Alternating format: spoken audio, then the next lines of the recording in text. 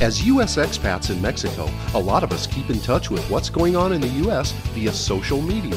We also get a lot of questions from U.S. friends and family who are thinking of coming to visit and see a lot of questions from tourists planning a trip.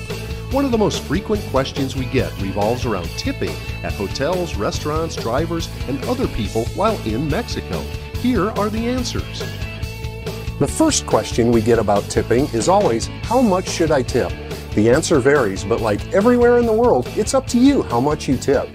But the recommended amount in Mexico is between 10 to 20% of the total bill. In expensive tourist areas, 15% of the restaurant bill is a pretty good standard.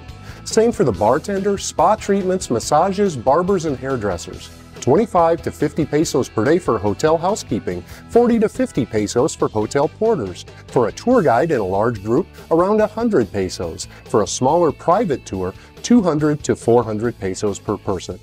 Another question we often get is, should we tip in US dollars or Mexican pesos? This one has an easy answer. While tips in either currency are greatly appreciated, the preferred currency is always the local currency of the country you're visiting. So in Mexico, give tips in pesos whenever possible.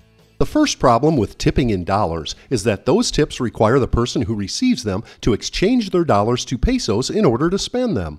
This means going to the Casa de Cambio or currency exchange, and these places require a passport to exchange the money.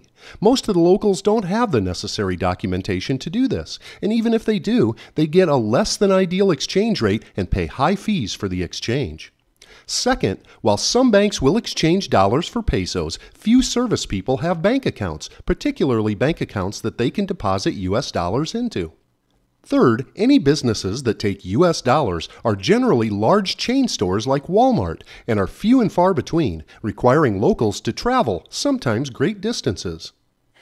And fourth, when you're visiting a foreign country, it's always a sign of respect to use the local currency. You wouldn't even think of tipping in pesos in the US. Why would you tip in dollars in Mexico?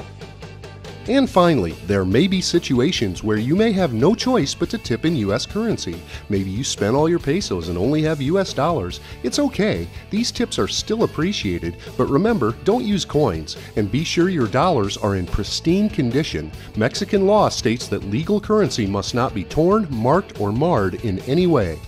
If you follow these guidelines, you'll be making sure that the service people you tip are able to make the most of their hard-earned money.